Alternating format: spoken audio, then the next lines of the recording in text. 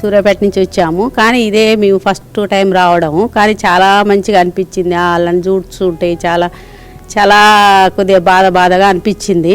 కానీ ఇక్కడ చేసే విధానం అంతా చాలా నీట్గా మంచిగా సక్సెస్ఫుల్గా అనిపిస్తుంది. ఇదే ఫస్ట్ కాబట్టి మేము ఏదన్నా హెల్ప్ చేయాలని అట్లా అనుకుంటున్నాము. మా పిల్లలు కొద్దిగా బయట ఉంటారు, కొద్దిగా ఎక్కువ అమౌంట్తో ఇద్దామనే ఆలోచనతో ఉన్నాము. మంచిగా చేసుకోవడం ఇదంతా మంచిగా అనిపించి, శివలింగం అయితే నాకు చాలా చాలా నచ్చిందండి. మంచిగా అనిపించింది. ఆ దేవుడు శివలింగము అట్లా అభిషేకము అట్లా చేయటము, పూజ హోమము అయ్యగారులు అంతా చదవటం చాలా నచ్చింది. నాకు చాలా బాగా అనిపించింది. ఇక్కడ మీల్స్ చేస్తుంటే కూడా అదంతా నీట్గా మంచిగా పెట్టడము చేయడం అంతా కూడా చాలా మంచిగా అనిపించింది.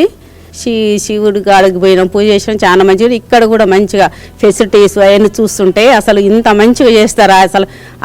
అక్కడ వాళ్ళని చూసినామండి, వికలాంగులని, వాళ్ళని చూస్తుంటే చాలా అసలు ఏంది దేవుడు ఇట్లా చేసిండు వీళ్ళని అని ఒకటి మనసులో ఒక బాధ ఒకటి అట్లా చాలా అట్లా అనిపించింది. అని చాలా హెల్ప్ చేయాలని అనిపిస్తుంది మాకైతే.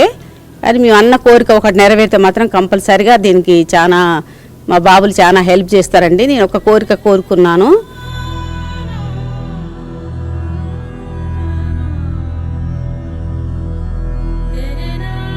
వీళ్ళందరినీ చూస్తే దేవుడు ఎక్కడో లేడు, మీరందరి రూపంలో వాళ్ళకి సేవ చేస్తుండు, మీరే దేవుళ్ళు అనుకోవచ్చు.